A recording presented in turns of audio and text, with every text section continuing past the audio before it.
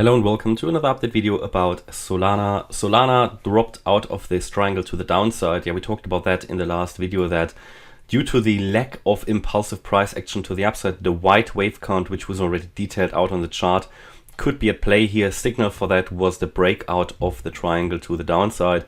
And while there are different interpretations, I mean, I could even label the entire triangle as a wave B. You know, this is possible as well. Just thinking, but it's more challenging because this basically was a little bit too high here.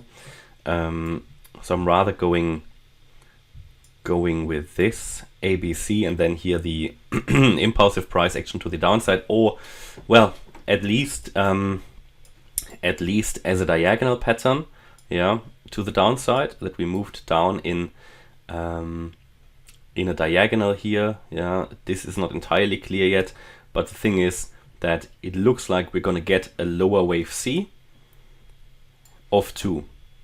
And now it's all about, we talked about that in the previous video, it's all about the need to hold the yellow support. If we still want to use here, or if Solana still wants to use the short-term upside potential, which is certainly there, you know, we moved up in 5 waves off the 22nd or 21st of November low. We peaked here around $15. We then came down in 3 waves, which I think is only a wave A.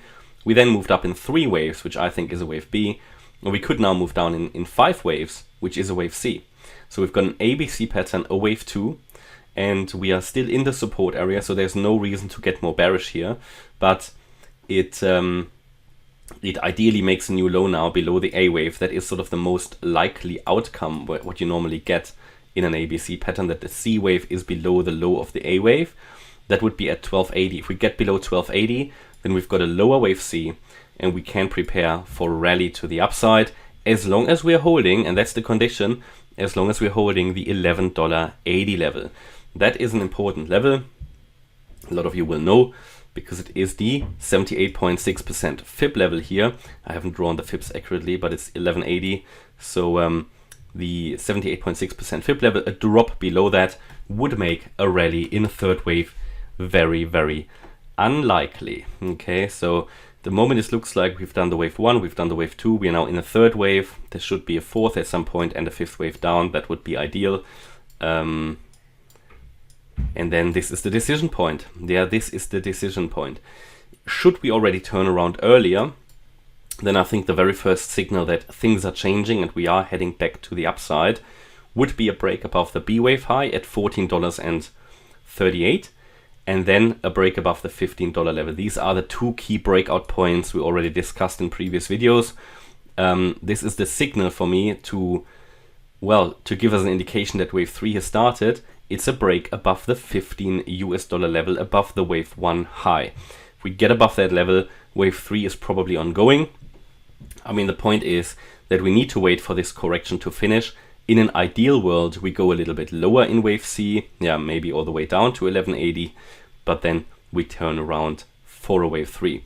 Again, should we break above $15 earlier, it will already signal the start of wave 3 a little bit earlier than expected. That is the breakout point.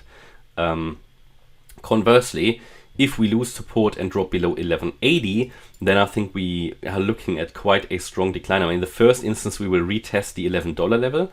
Yeah, this swing actually 1090, this low from the 22nd of November. And then we could come down into the $7 region. Generally, I'm not very bullish on Solana. There is short-term upside potential, as already indicated.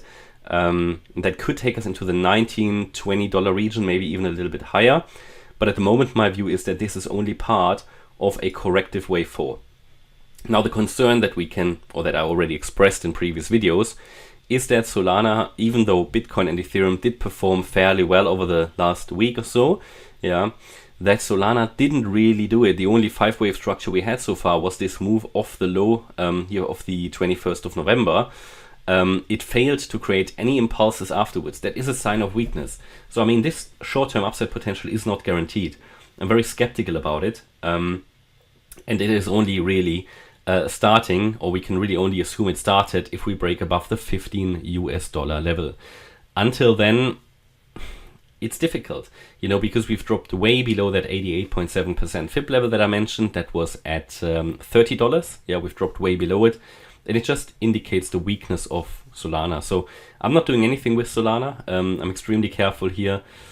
But if you want to trade this, I mean, you know the support areas now. You know the invalidation points, the key resistance.